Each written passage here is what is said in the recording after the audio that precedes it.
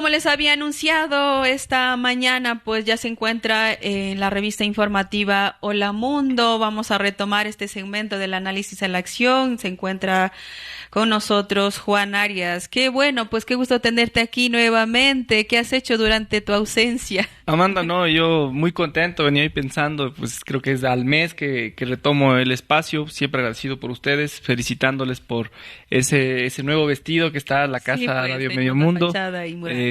Saludo pues su compromiso que tienen con el arte, con la cultura y pues nada, feliz de retomar este espacio del análisis a la acción, poderle comentar a la ciudadanía, ¿no? Discutir los problemas cotidianos que tenemos y hoy creo que es valioso, ¿no? Pues discutir el panorama electoral. Nos acercamos al 20 de agosto, la fecha para las elecciones anticipadas, y creo que es válido poderle dar también a la gente un horizonte, mostrarle cuáles son los pros, los contras de los diferentes candidatos, candidatas, pero principalmente que votemos con el compromiso y la confianza de que se pueden hacer mejor las cosas. Creo que esa será la gran discusión para el Ecuador en este momento. Conversemos entonces, pues nuevamente bienvenido, qué bueno que te integras a este espacio de análisis.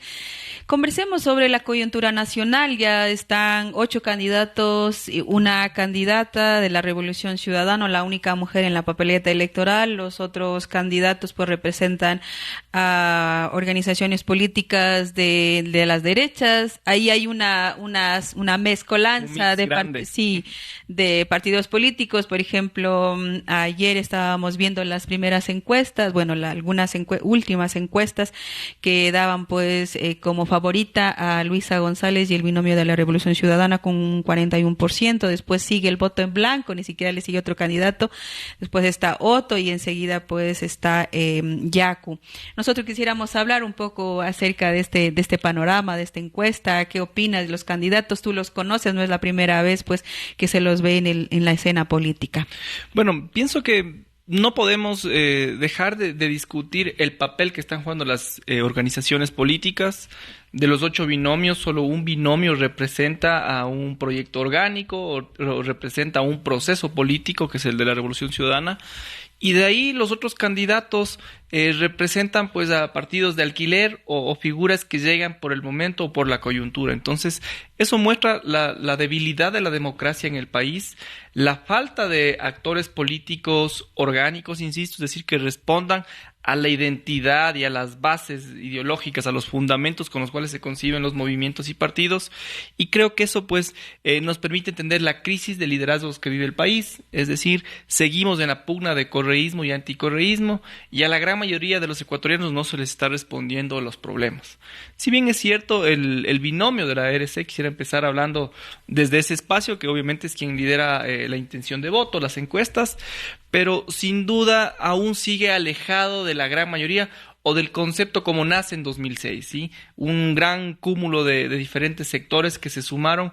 Hoy ya vemos un partido constituido, como es el Partido Revolución Ciudadana, donde han quedado fuera muchos sectores, y creo que eso puede terminar dificultando esa victoria que sin duda con las encuestas que tú comentas se prevería en primera vuelta. De ahí creo yo que tendremos 3 o 4 figuras importantes a discutir. La una es Yacu Pérez, corrió una campaña hace 2 años, una candidatura o un resultado interesante. Incluso se especula, ¿no?, del fraude que hubo dentro del CNE para permitir que el presidente Lasso pase a la segunda vuelta. Pero si nos fijamos en todas las candidaturas, la de Yacu es la que mayor conocimiento y profundidad en la ciudadanía, en el país tiene corrida una candidatura. Y lo otro, pienso yo, es interesante también lo de Otto, es un representante de la derecha tradicional, fue vicepresidente del gobierno de Moreno, dicho sea de paso, un gobierno nefasto que complicó la vida de millones de ecuatorianos en la pandemia. Y de ahí tenemos esta candidatura que podría ser el outsider, ¿no?, de esta elección, que es la de Topic. Y tenemos la candidatura de Herbas, ¿no? Creo que Herbas no tendrá el mismo resultado que logró la anterior vez. Vemos que hoy ya sale por Reto, no sale por Izquierda Democrática. Y termino esta parte con una reflexión, ¿no? En alguna entrevista, Herbas habló de que no conocía ni siquiera a sus asambleístas. Eso pasa porque los partidos únicamente se convierten en espacios prestados, en negocios electorales que lamentablemente dan esos espacios, en este caso para las asambleas, por ejemplo, provinciales, nacionales, quizás con intereses económicos, quizás con intereses políticos que estarán detrás pues de los votos cuando se disputen las responsabilidades o las leyes más importantes y trascendentales en este país. Tú hablabas de que son candidatos que están pidiendo prestado un partido político para candidatizarse y que no responden a esta estructura partidista o de un movimiento con una militancia, con una ideología, con un proceso político, sea de derechas o sea de izquierda. Entonces vemos que Jan Topi pide prestado al Partido Social Cristiano, Yacu pide porque también, si bien corrió en el 2021 con Pachacuti, se desafilió y ahora está corriendo por esta alianza, claro que se puede, con movimientos de izquierda varios y de espacios, derecha. sí. Y Yacu, digamos, si quitamos a los candidatos de Revolución Ciudadana, Yacu creo que está en ese centro izquierda, de una u otra forma, pese a las diferencias que pueda tener con otros sectores, creo yo que representa, por ejemplo, causas importantes como es el tema del medio ambiente. Seguramente Yacu será una candidatura que coja como bandera a lo que significa la consulta popular, el Yasuní, el Chocondino, y creo que son luchas válidas. Mira, nos acercamos al año 2030, punto de no retorno. Mientras estamos discutiendo esta crisis política, institucional, económica, que sin duda nos afecta a todos, ¿qué pasa con el tema del medio ambiente? ¿Qué pasa con la protección de nuestros recursos naturales, de sectores importantísimos, no solo para el país, sino para la biodiversidad, para el mundo, como es el Yasuní? Entonces, esas discusiones están vigentes, están presentes en una nueva generación que no solo se queda con las conquistas que hizo la Revolución Ciudadana, sino que quiere respuestas más allá, ¿no? Y es la causa de las sociedades, van avanzando y necesitan, pues, ir respondiendo las cosas que van saliendo en ese caminar, ¿no?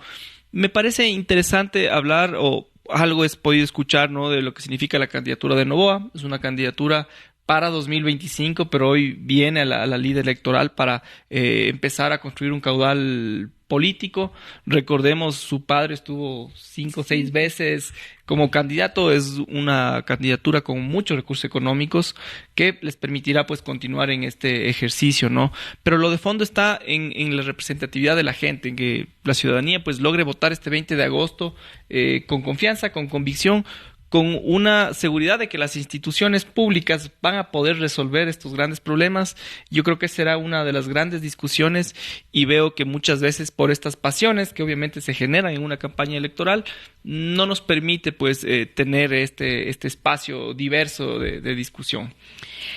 Ahora, como tú planteabas el tema de una crisis de liderazgo, por ejemplo, uno de los movimientos que también estuvo presente en las anteriores elecciones fue Pachacuti, en las elecciones presidenciales.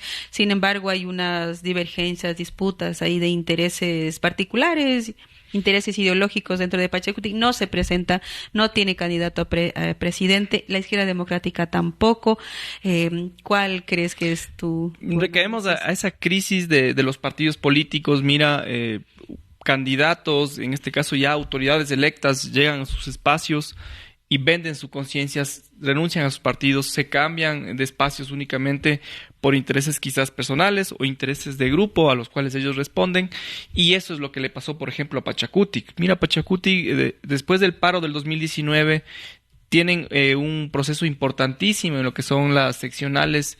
Llegan a esta asamblea que acaba de ser cesada, donde tenían una fuerza importante, era la segunda fuerza más importante de la asamblea, pero vimos como actores como Yori, por ejemplo, que fue la presidenta de la asamblea, con todo respeto lo digo, no fueron la alfombra del presidente Lasso. Hoy vemos como esta señora está ya ocupando un cargo público, y así podemos seguir enumerando gente de Izquierda Democrática, de Pachacuti, lo cual ha debilitado por un lado la confianza en el partido, en esa identidad política, y también ha definido pues a la asamblea como un espacio de negociados, un espacio de donde está gente que no trabaja, que únicamente está por el sueldo, recordando también las declaraciones de muchos asambleístas en referencias a eso, ¿no?, que el sueldo no les alcanza para terminar.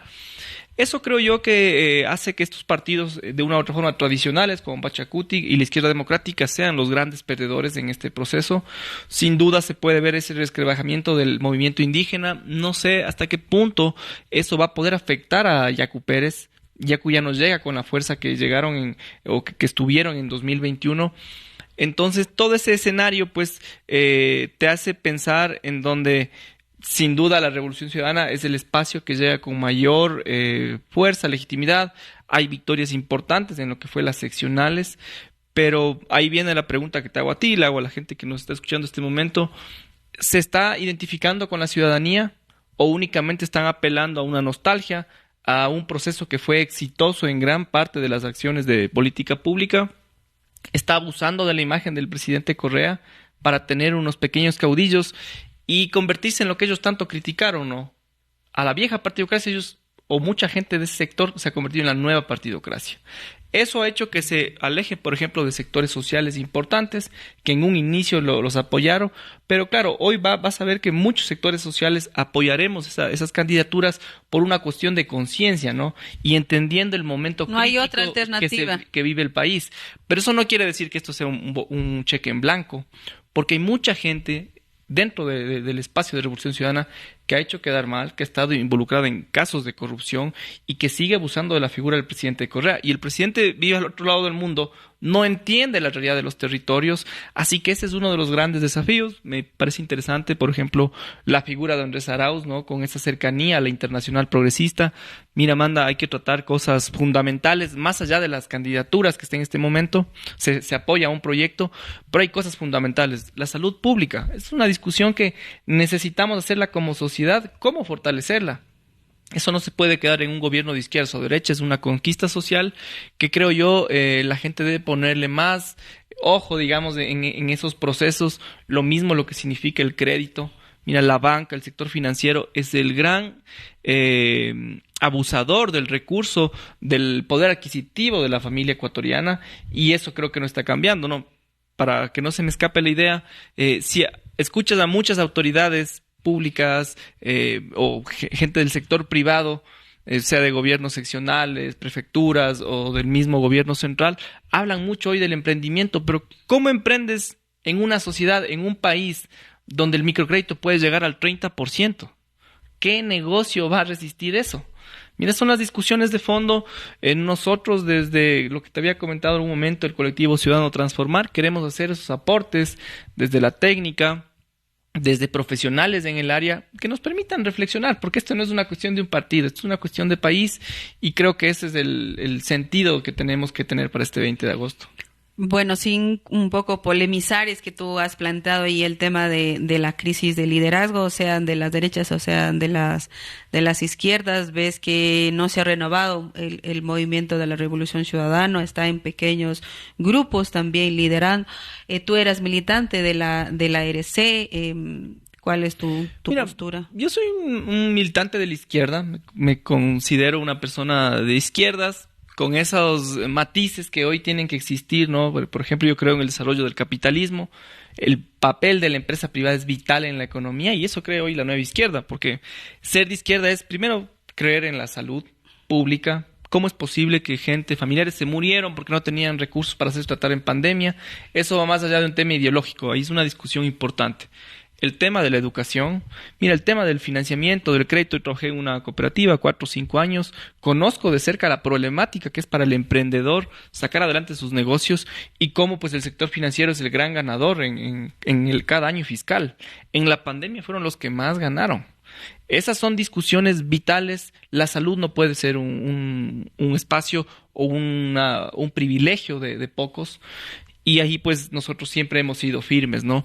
Lo otro es que en esta crisis de los partidos, en esta crisis democrática, tú hablabas de la falta de liderazgos, la forma en cómo está concebido el código de la democracia hace que, en definitiva, no haya una democracia interna real en los movimientos, en los partidos. Seguramente si había unas elecciones internas en los diferentes movimientos y participábamos dentro de Revolución Ciudadana, les ganábamos a las candidaturas que están ahorita hacia la Asamblea.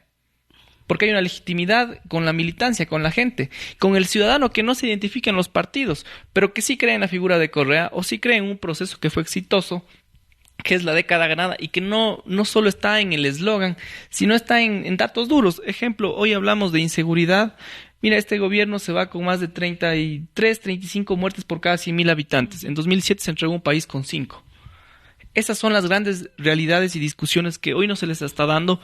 Se agotó el discurso de que nos convertíamos en Venezuela o que nos convertíamos en Colombia. Ahora somos peor que ellos. Ahora estamos mucho peor, y esta crisis social no se va a resolver el 20 de agosto. El gobierno que viene, la asamblea que viene es de transición.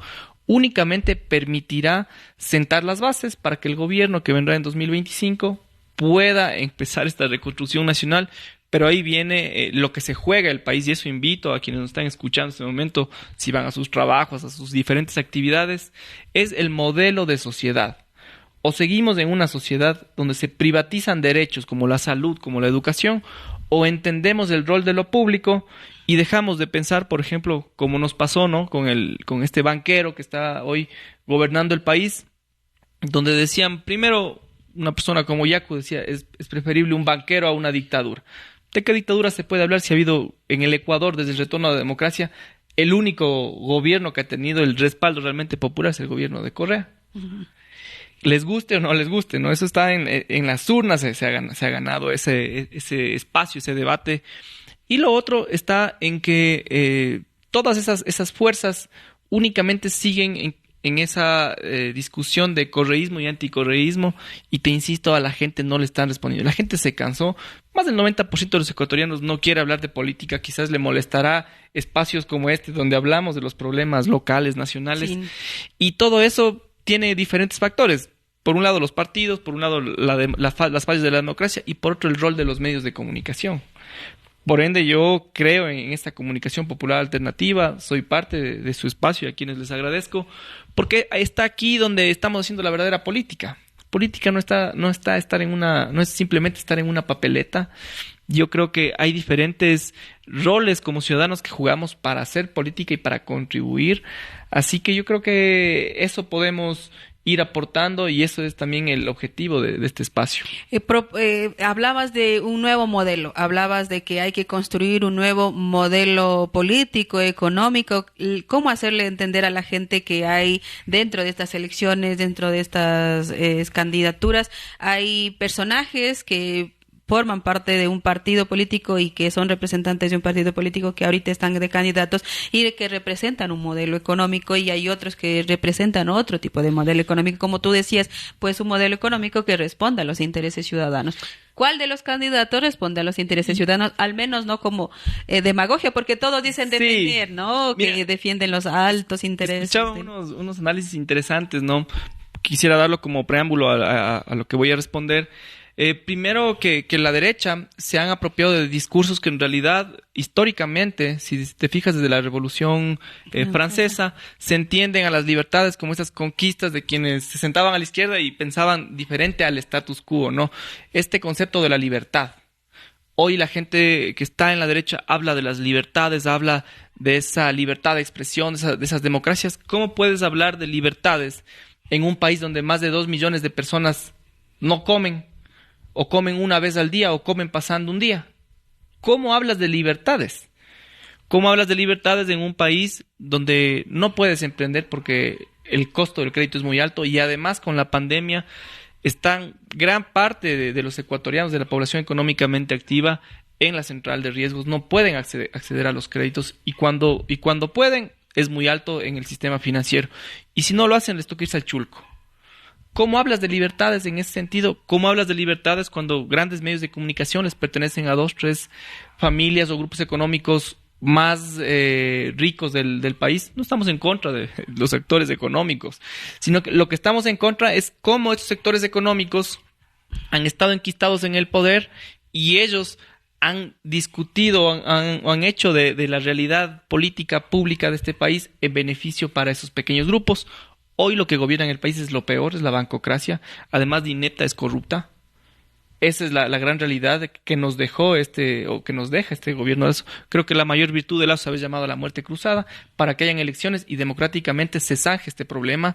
Pero tenemos ahí pues esta crisis del modelo neoliberal. A veces es duro decir estos temas porque mucha gente se asustará pues de estas posturas radicales, pero se tienen que decirlas, y por eso son estos espacios que nos permitan, primero, para sensibilizar, segundo, para a la gente hacerle reflexionar del concepto de sociedad. Ahí es donde yo quiero llegar. Y lo otro, sin duda se han hablado de problemas estructurales. Yo creo en una transformación estructural, es decir, redistribución de la riqueza, acceso a servicios públicos, mejoramiento de infraestructura, que ese mejoramiento de infraestructura construya garantías para que la empresa privada y también la inversión extranjera vengan, pero se queden acá, No necesitamos esos capitales golondrinas que vienen, se apropian de los recursos naturales y se van. Y ahí viene una discusión que te la pongo a ti, Amanda, les pongo a las amigas, amigos que nos escuchan, es la transformación del ser. No podemos hablar únicamente de transformación estructural o de infraestructura en las ciudades, en los países, en las provincias, si no cambia la persona. Y esa es una de las discusiones que hay que plantear a la Revolución Ciudadana, porque fue un proceso exitoso en el modelo, en la institucionalidad, en construcción de infraestructuras vitales para que este país salga adelante, saque a millones de personas de la pobreza. ¿Cuál sería el paso? Pero no se ha cambiado la cuestión del ser. Alguna vez la Casa de la Cultura sacó un video importantísimo para entender, ¿no?, cómo el ser humano tiene que ir cambiando internamente para que se mejoren las realidades. Y ahí viene, o sea, primero es una disyuntiva, una discusión bastante compleja, pero ahí viene el papel de lo público desde las alcaldías, desde las prefecturas, están en el día a día. El alcalde, la alcaldesa de turno va a los barrios, comparte con la gente, por ende, necesitamos que el gobierno central ponga más recursos en las alcaldías, el país pueda tener, o estos espacios públicos tengan mayores capacidades que le permitan responderle a la gente. Mira, Colombia, independientemente del problema estructural que tiene, yo creo que ha tenido un avance importantísimo. Si te fijas en Medellín, Bucaramanga, municipalidades en Colombia son una referencia importantísima para que el Ecuador tome en cuenta. Y yo ahí veo, pues, con temor, con preocupación lo que ha venido haciendo el presidente. Se recortaron más de 130 millones de dólares al presupuesto de las municipalidades y prefecturas y de los GATS parroquiales en el país. Eso hay que ponerle atención. Y finalmente decirte e invitar a la ciudadanía que estemos a la expectativa. El presidente está, o se prevé que quieren firmar nuevamente los contratos con las telefónicas. Sí. Mira, aquí no le ha pasado que... No sé si puedo decir el nombre de la telefónica. Sí, claro. Que cobran $2-3 más cada mes. Ese es un robo a la familia ecuatoriana. Eso le está pasando a cualquiera de las personas que nos están escuchando. O le pasa todos los meses o le pasa 1 o 2 veces al año. Eso por millones de personas, millones de líneas telefónicas, es demasiado dinero. Entonces, esas son las espacios de la economía, que no estoy hablando de nacionalizarlos, de expropiarlos, sino pues de hay que ponerles un control, hay que regularlos. Y que esos recursos se devuelvan pues en inversión pública para los sectores más pobres, para que la empresa privada tenga garantías para invertir, para que nuevamente se pueda fortalecer la industria nacional. Mira, hay sectores, espacios de la economía que están quebrados. Ayer conversaba, por ejemplo, con un amigo, es parte de una empresa importadora, una de las más grandes en temas de ciclismo en el país. No venden, las ventas están por el suelo. Sí, hay Entonces el propio empresario se pone a pensar y dice, no, pues antes estábamos mejor. Antes había dinamismo de la economía. Antes los ingresos que teníamos elevados por el petróleo se quedaban acá en la economía. Hoy lo que ha hecho este gobierno de banqueros es ponerlos en el exterior para que estén ganando ni al 1%, pero además el pago de la deuda, que además hay deuda inmoral, que es la contrajo Moreno, la ha contraído Lazo, que esa deuda, hay tenedores de deuda ecuatorianos. Así es. Relacionados con el gobierno, relacionados con sectores importantes financieros del país. Entonces, eso es lo que está en juego en este momento. O seguimos en un estado que gobierna para unos pocos, o nuevamente le respondemos a esa crisis social, económica que vivimos, le respondemos a 300,000 jóvenes que se gradúan todos los años del bachillerato. Ahorita no hay cupo, y que no pueden acceder a la educación superior. Mira, necesitamos una reforma importantísima y urgente en lo que significa la educación superior. Hay que fortalecer, por ejemplo, los institutos, la educación técnica. Es vital, no necesitamos 100 ingenieros. Necesitamos un ingeniero y 100 o 1000 técnicos operativos.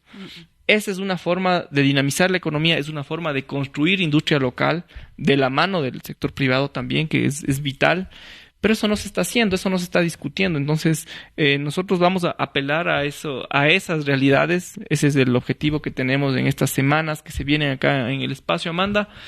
Y bueno, pues ser parte de una guía y de una discusión ciudadana que sin duda tiene que darse para este 20 de agosto.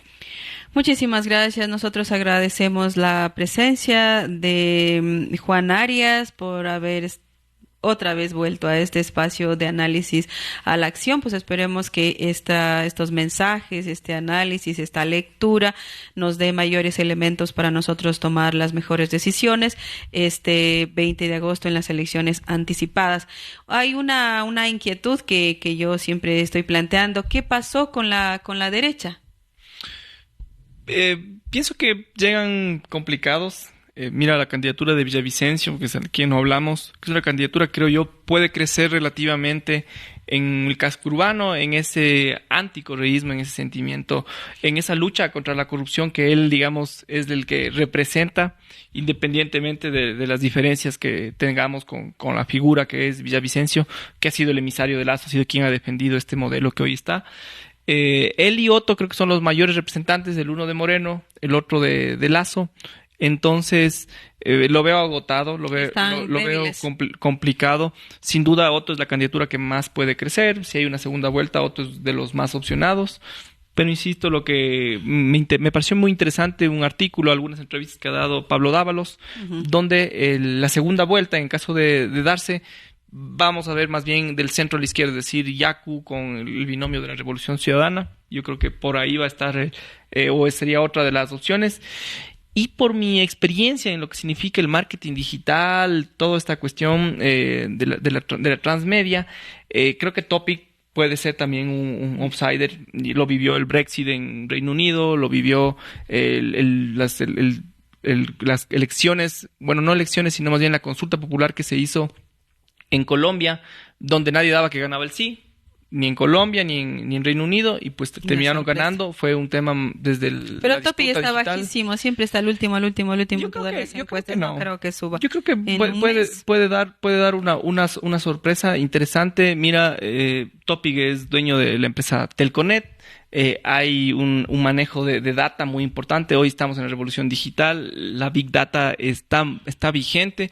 Y además Topic, independientemente de que yo creo que es una candidatura que incluso representa al neofascismo, Topic hace una campaña muy interesante porque es de cercanía, es una campaña de caminar, de darle la mano a la gente, de escucharle, de entenderle, de discutir con la persona que está en sus comercios, está en su local, el estudiante. O sea, esa es también una forma interesante de hacer política, sí, como campaña.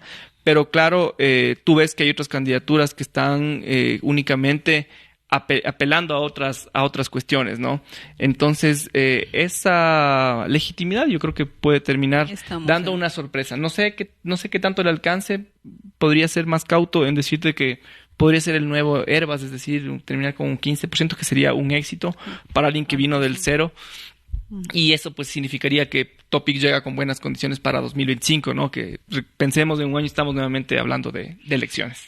Agradecemos pues tu presencia.